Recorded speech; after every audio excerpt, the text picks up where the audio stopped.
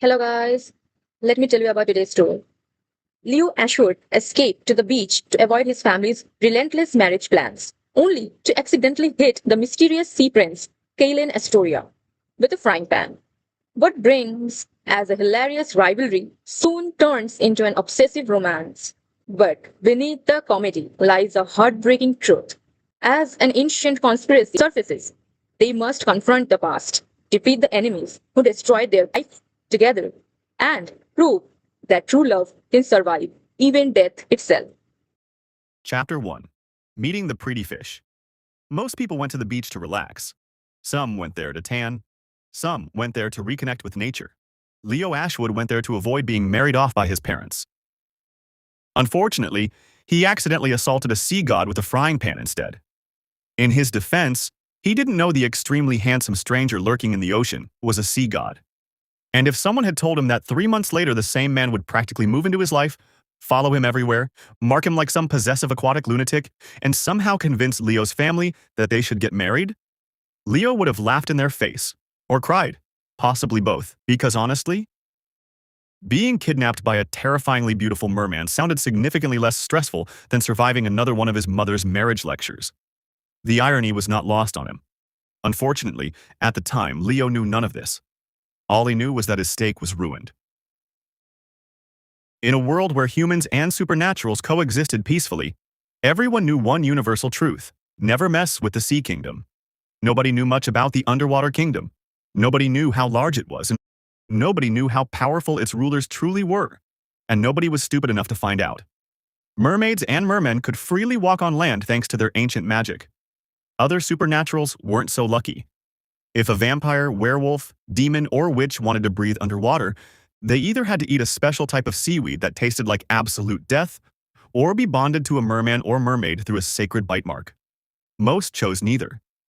Because according to every supernatural who had ever tasted that seaweed, it tastes like sadness, betrayal, and expired fish. So naturally, nobody bothered. Unfortunately, Leo Ashwood had never been accused of being sensible. At 26 years old, Leo was many things: wealthy, handsome, successful, the acting heir of Ashwood Corporation, beloved by his family, a complete menace to society.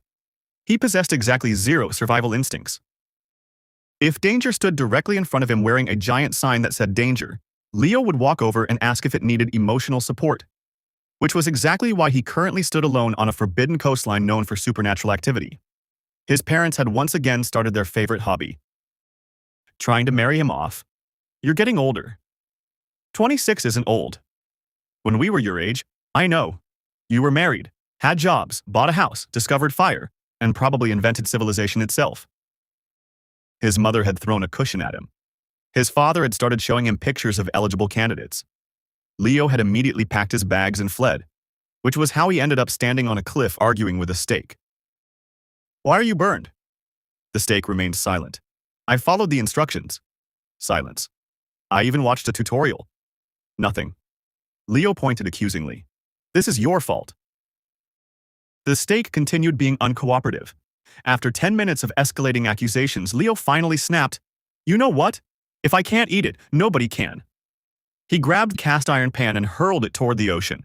For one glorious second, he felt better. Then, thunk. The sound echoed across the water. The ocean became eerily still. Leo blinked. That can't be good. The waves parted. A massive figure slowly rose from the sea. Silver hair, blue eyes glowing like moonlit oceans, broad shoulders, dangerous beauty, enough power rolling off him to make the entire coastline tremble. And hanging from his shoulder was Leo's cast iron pan. The stranger slowly removed it. They stared at each other. The sea roared. The wind howled. Somewhere in the distance, a seagull screamed dramatically. Did you? The stranger asked, his voice dangerously calm. Just throw a kitchen appliance at me? Leo pointed. Did you just steal my dinner? The stranger blinked. The stranger actually blinked. For perhaps the first time in 500 years. Nobody had ever responded to him like that. Ever. I am Kaelen Astoria. Congratulations. I am the sea god. Leo looked around. Okay? Kaelen stared. The sea god had faced ancient monsters, led wars, destroyed kingdoms, commanded oceans, Yet somehow this random human was giving him a headache. You're supposed to be afraid. Leo folded his arms. You're supposed to give me my steak back. There is no steak. Then where did it go? You threw it into the ocean. That's not the point. Kaelen suddenly understood why humans drank. Before he could reply, Leo sighed dramatically. First my parents, now this. What? I come here for peace. And? Now I'm arguing with a very pretty fish. The silence that followed was profound. Then, unexpectedly, Kaelen laughed. A real laugh. The first genuine laugh he'd had in centuries. Leo immediately pointed. See, there it is. What? The fish personality. I'm not a fish. Sure, I am literally a sea god. Fish. The argument continued for another 20 minutes. By the end of it, Kaelen knew 4 things. This human whose name is Leo Ashwood was loud. And he was ridiculous. And he was unlike anyone Kaelen had ever met. Eventually, Leo packed up his ruined campsite. Well, bye, Kaelen frowned. That's all? What else am I supposed to do? Bow, perhaps. Leo stared, then laughed so hard he nearly fell off the cliff. Kaelen watched him leave. Something strange settled inside his chest. Something warm. Something terrifying. Something he hadn't felt in 500 years. Interest. Far below the ocean, ancient magic stirred, as if recognizing something long lost, but neither of them noticed. One was too busy walking away, the other was too busy staring after him. Later that evening, deep beneath the sea, Kaelen sat upon his throne. His advisor stood nervously nearby. My prince. Kaelen remained silent. My prince? Still silent. The advisor began sweating, and that's when he noticed a bump on his prince's shoulder, looking like someone attacked him. Who attacked you? Kaelen slowly looked up. A human. The advisor nearly fainted. A human? Yes. A human struck the future Sea King with a pan? Yes. The advisor looked ready to declare war. Kaelen, however, remembered bright golden eyes, dramatic complaints, and a human arguing with a stake. A smile appeared.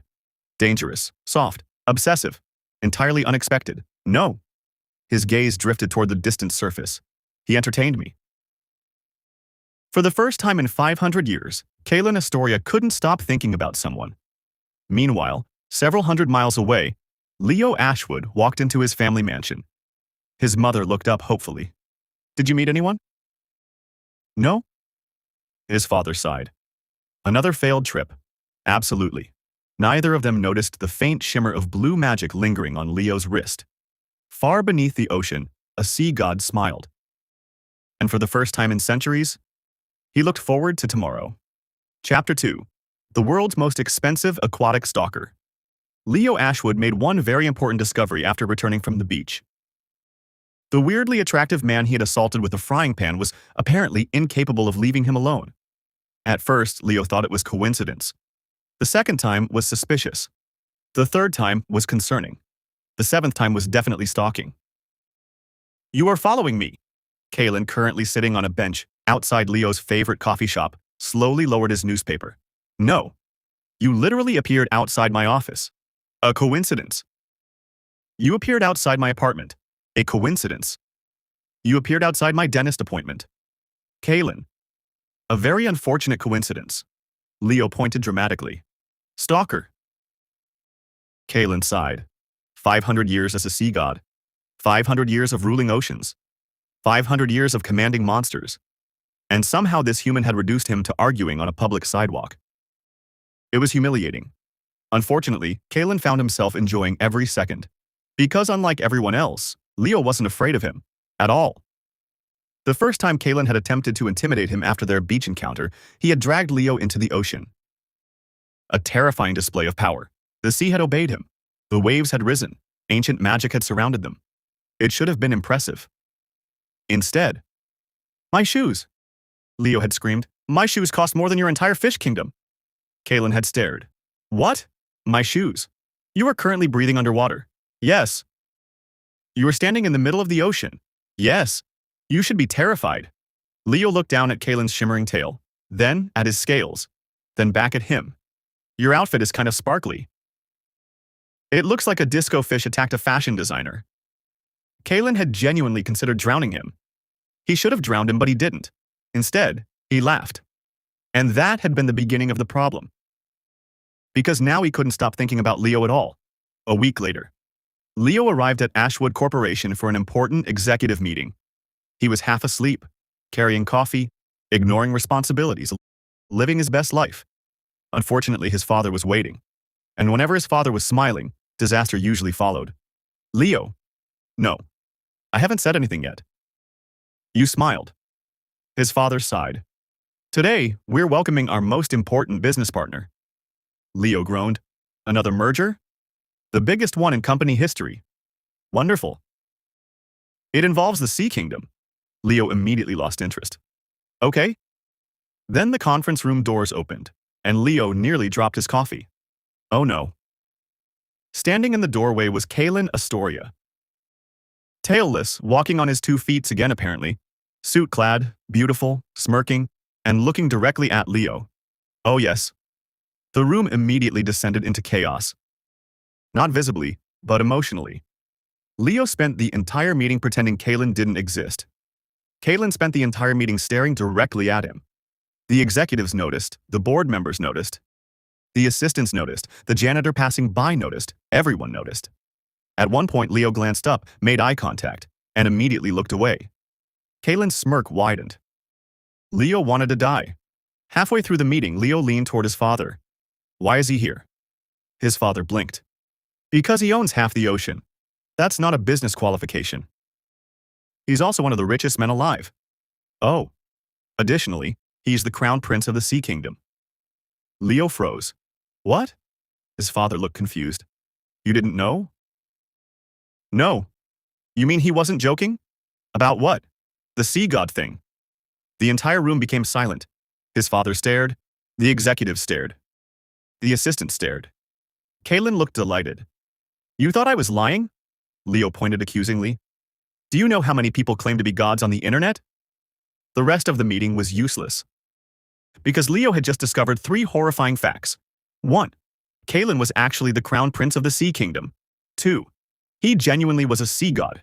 3. He was somehow even richer than Leo's family. This was unacceptable. Meanwhile, Leo's parents were having their own conversation. His mother watched Kaelen looking at Leo, then watched Leo screaming at Kaelen, then watched Kaelen smiling, then watched Leo continue screaming. I like him. His father nodded. I think that's our future son-in-law. I'll start planning the wedding. Excellent. Meanwhile, 20 feet away, he's following me. His father blinked. The Sea Prince. Yes. Why? I threw a pan at him a few weeks ago. The entire room went silent. You did what? Unfortunately, things became worse. Because Kaelen started appearing everywhere now. Again. Office, Kaelen. Business lunch, Kaelen. Charity event, Kaelen. Random bookstore, Kaelen. Leo eventually took a picture of Kaelen standing suspiciously behind him and posted it online. Caption. Help. I threw a frying pan at this guy once and now he keeps appearing everywhere. The internet exploded. Comments flooded instantly. At Human Karen 92. Marry him. At werewolf_alpha king. Congratulations on your courtship. At Vampire Lord 77. If the Sea Prince follows you personally, you're basically engaged. At Ocean Witch. Bro is being claimed in real time. At Sea Kingdom Official. We respectfully decline to comment. At Leo Ashwood. What does that mean? The comments only became worse. That evening, deep inside his luxurious land mansion, Kaelen sat in his private office. Unlike most rulers, Kaelen governed 2 worlds. The ocean by morning, the corporate world by afternoon, international politics by evening, and apparently Leo Ashwood by night. His secretary was beginning to lose hope. My lord. Yes? How was the meeting? Kaelen smiled. The secretary immediately became nervous, because that smile never meant anything good. Purchase 50% of Ashwood Corporation shares. The secretary almost dropped his tablet. My lord, that's millions. Good. My lord. The secretary hesitated. Why? Kaelen's smile widened. A terrifying smile. An obsessed smile. A smile that made experienced businessmen fear for their futures. Because Leo works there. The secretary closed his eyes. For the first time in his professional career, he questioned every decision that had led him here. Across the room, Kaelen gazed out the window toward the distant ocean. 500 years, 500 years of loneliness, 500 years of grief. And suddenly there was a loud, dramatic, sarcastic human who treated him like an annoying roommate instead of a god. For some reason, he wanted more. Far more. Unfortunately for Leo Ashwood, Kaelen Astoria had never been good at letting go of things that belonged to him. And Leo was about to discover exactly how possessive a sea god could be when they set their eyes on someone. Chapter 3. Craigslist Bodyguard. Leo Ashwood discovered a horrifying truth. He had accidentally acquired a sea god. Not in a metaphorical sense, an actual one. And apparently there were no refunds. Everywhere Leo went, Kaelen appeared. Coffee shop, Kaelen, shopping mall, Kaelen, board meeting, Kaelen, charity gala, Kaelen, family dinner, Kaelen, hospital after Leo somehow fell through the roof of a greenhouse while attempting to rescue a cat. Kaelen. Nobody knew how he kept finding him. Nobody wanted to ask, especially Leo. Unfortunately, Leo asked anyway. Do you have hobbies? Kaelen looked up from his tablet. You. Leo choked on his coffee. His mother immediately gasped. Oh my God, that's adorable. His father nodded. Very romantic. Leo pointed dramatically. This isn't romantic. It is a little romantic, his sister said. You're all insane. Meanwhile, Kaelen looked completely serious, which somehow made everything worse. The situation escalated rapidly, mostly because Leo possessed the survival instincts of a decorative houseplant. One afternoon, he accidentally wandered into a supernatural black market. Again, the vendors immediately recognized him. Because by now half the supernatural world knew who he was. The human. The one constantly attached to the sea prince. The one somehow still alive. A demon merchant spotted him. Unfortunately for the demon, he mistook Leo's lack of fear for stupidity. Which was fair, because it was. The demon grabbed Leo's wrist. Come with me. The next thing anyone heard was an explosion. A very loud explosion. Followed by screaming. Leo blinked. The demon no longer existed. Leo slowly turned around. Kaelen stood there, covered in blood, smiling pleasantly. Like a man who had just completed a relaxing afternoon activity. Continue. Leo stared. Oh, pause. Thanks. Then he continued shopping. The entire black market watched him leave. One witch quietly whispered, he's either incredibly brave or incredibly stupid. A vampire answered, both.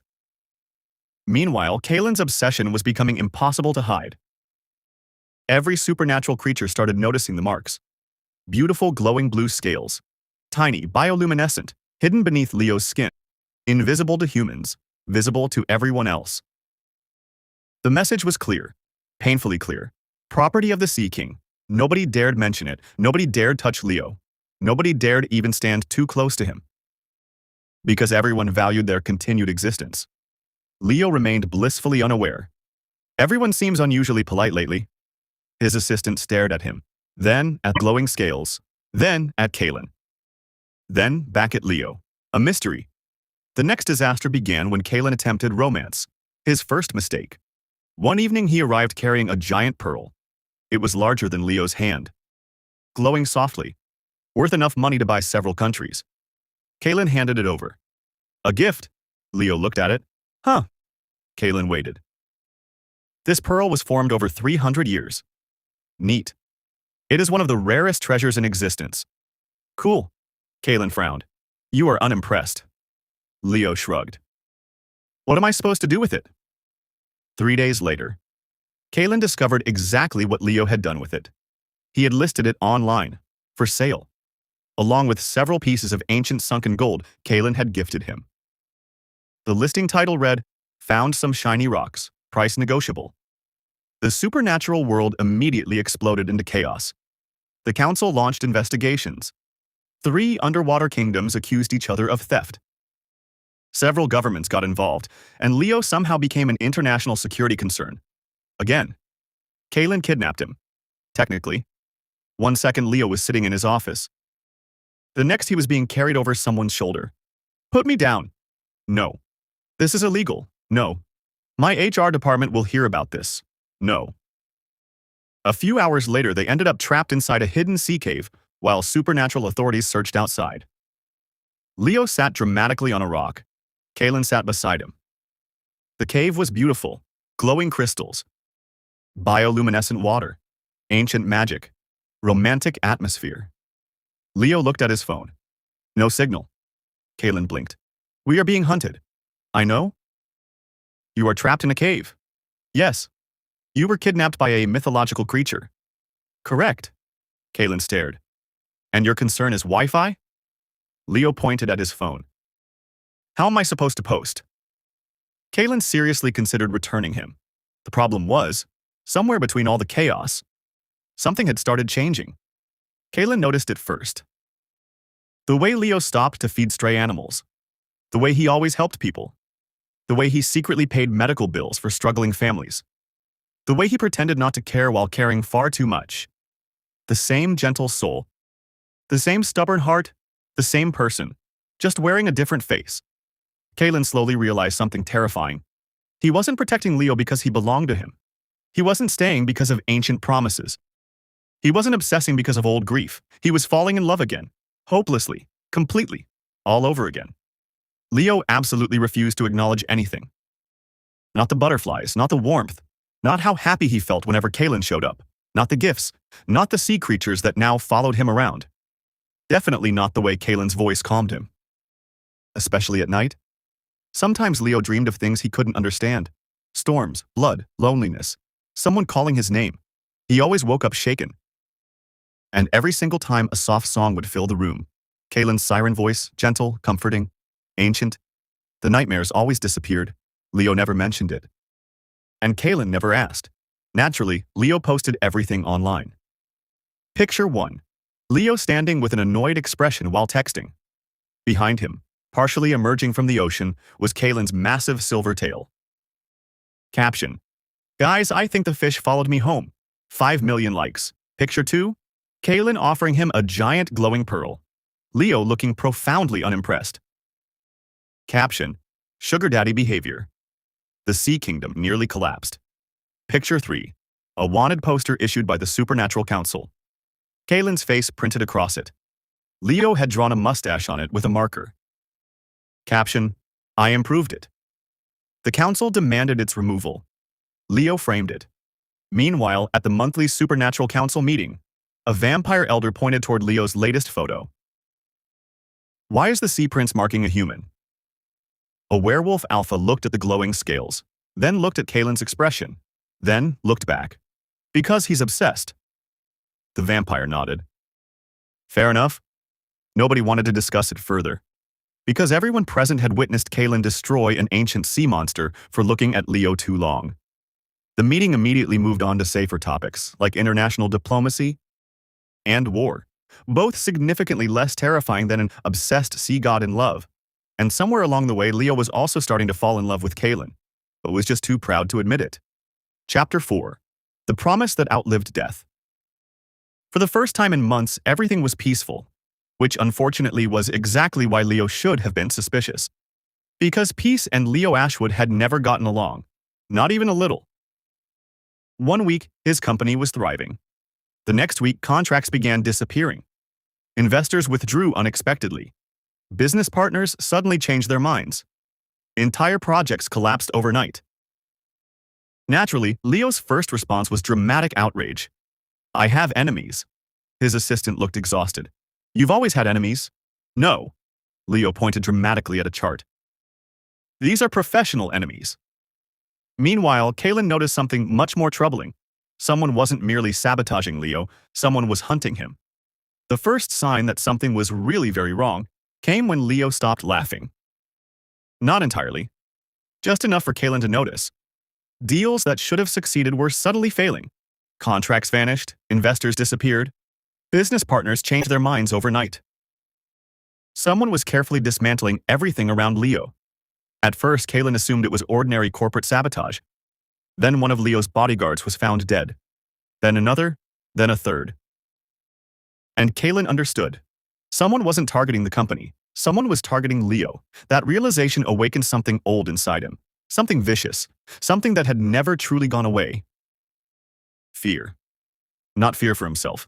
Fear of losing someone again. That night, Kaelen stood inside the war chamber beneath the sea palace. His generals surrounded him.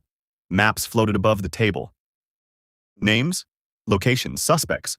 His expression grew colder with every report. Who? Nobody answered.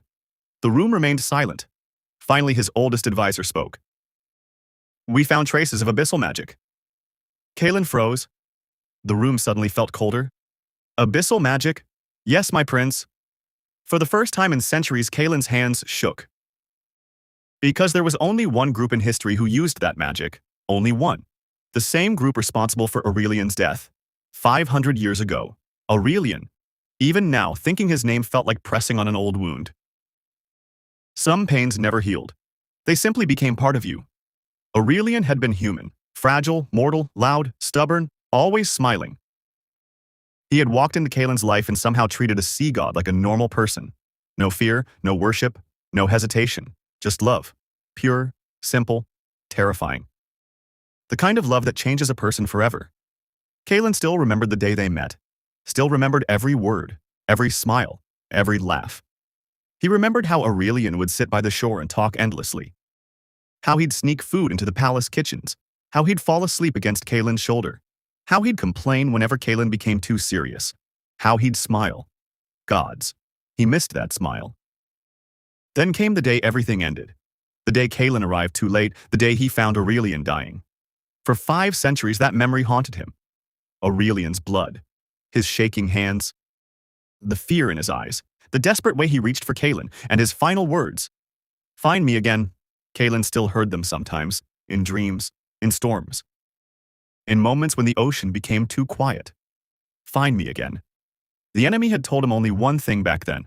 Revenge. That was the explanation. The story everyone accepted. The lie Kaelen lived with for 500 years. Now he was about to learn the truth. The captured assassin broke after 3 days. Kaelen personally conducted the interrogation. The man was terrified. Rightfully so. Tell me why. The assassin swallowed. You already know. No? Kaelen's voice was frighteningly calm. I know what I was told. Silence. Then, the assassin laughed. A horrible sound. You still don't know? Kaelen's stomach twisted. Know what? The assassin looked directly into his eyes. Aurelian wasn't killed for revenge. Everything stopped. The room, the ocean, his heartbeat, everything. What did you say? The assassin smiled. You really believed that? Kaelen stepped forward. The room trembled. Water rose from the floor. Storm clouds gathered outside. What did you say? The assassin's smile vanished. Because suddenly he remembered exactly who stood before him. A god. An angry god. There was a prophecy. The words barely escaped him. A prophecy that if the sea god completed the sacred bond with his destined mate, his voice shook. The two souls together would become something unstoppable. Kaelen stared. The assassin continued. The kingdoms feared you. The councils feared you. The powerful feared losing power. So they decided it was easier to kill the human. Silence. Absolute silence. 500 years. 500 years. 500 years. The number echoed inside Kaelen's head. 5 centuries. 5 centuries believing one lie. 5 centuries mourning. 5 centuries carrying guilt. 5 centuries thinking he had failed to protect Aurelian from revenge. When in reality they murdered him because they were afraid. Afraid of love. Afraid of power. Afraid of a future that had never even happened. Something broke. Not loudly. Not dramatically. Just quietly. Deep inside his chest. The final piece holding his grief together shattered. When Kaelen laughed, everyone in the room became afraid. Because it wasn't happiness. It wasn't amusement. It sounded like heartbreak. Raw, ugly, unbearable. I waited. His voice shook. Nobody dared speak. I waited for him. Another laugh, another crack. I waited through wars. I waited through kingdoms rising and falling. I waited through centuries. His eyes glowed. Silver tears slipped down his face. I sat beside the shore every year hoping to see him again. I searched every soul born into this world.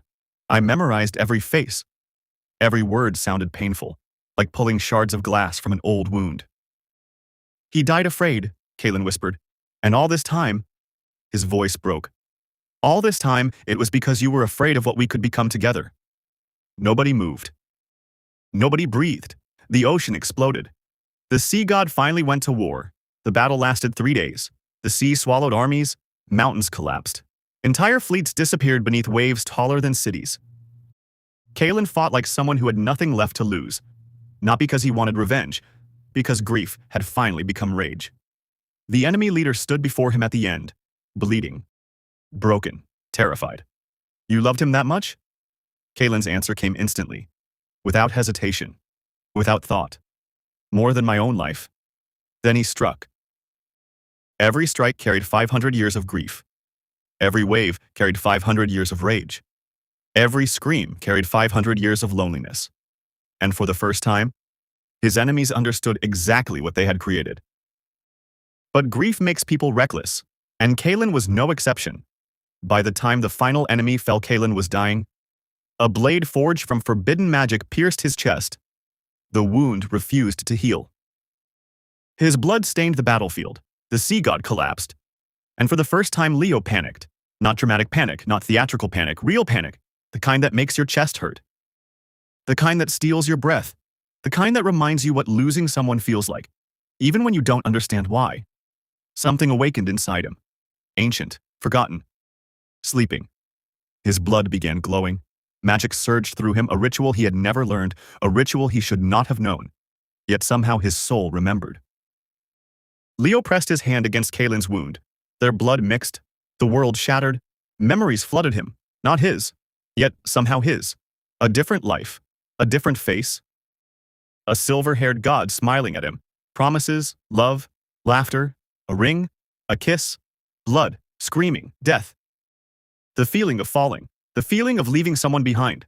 The promise he had made while dying. Find me again, wait for me. I will come back, no matter how long it takes. I will find you. The veil broke, and for one brief moment, Leo remembered everything. Then it vanished, leaving only confusion and tears he couldn't explain. When Kaelen opened his eyes, the first thing he saw was Leo.